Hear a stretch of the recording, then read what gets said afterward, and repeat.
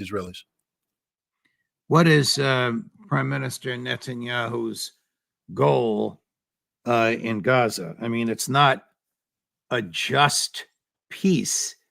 It's an obliteration, is it not? It's not even the rescue of the hostages, is it? Let's be very honest about this. What is Benjamin Netanyahu's goal in Gaza? His political survival.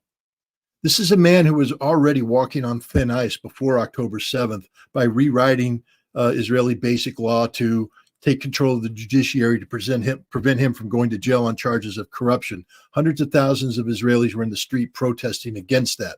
Now he's the commander, Mr. Security, by the way. He's the guy who said, I'm the guy that Israel turns to be secure. He failed on October 7th, in an egregious failure, the worst security failure in the history of Israel under his watch. Under any normal conditions, he'd be out on the street, and so would his cabinet, so would his government.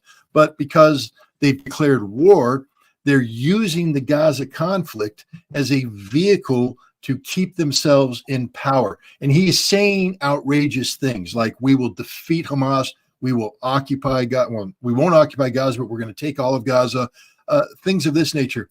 Understand this, there's a lot of pressure on Benjamin Netanyahu to be pushed aside. The United States is talking about it. The Israeli cabinet's talking about it. So we have to take his words with a grain of salt.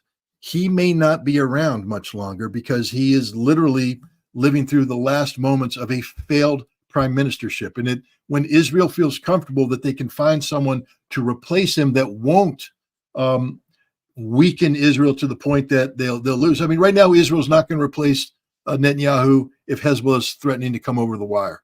But, you know, if things calm down, stabilize, I can guarantee you that he's out. So everything he says is irrelevant because this war was started with Netanyahu in the driver's seat. It won't end with Netanyahu in the